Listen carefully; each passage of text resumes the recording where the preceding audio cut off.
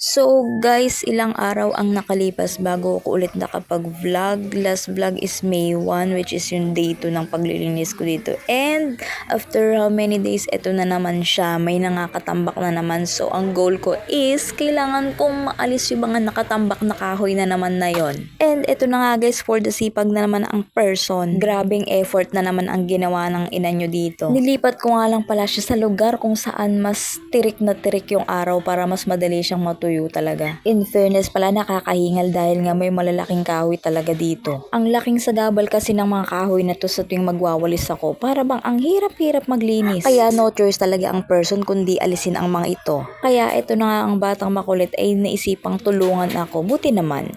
Sabi ko nga sa kanya dito, siya na ang bahala sa mga maliliit lang na kahoy at hindi ko naman siya pwedera na buhatin ang malalaking kahoy. Kung ano lang ang kaya niya, yun lang. Nakakaloko nga dahil medyo na-stress din ako sa bata na to dahil tanong ng tanong. Tapos minsan naglalaro pa siya kaya imbis na matapos agad medyo tumagal-tagal din. Pero salamat na din at tumulong siya kahit papano medyo nabawas-bawasan yung aking gagawin.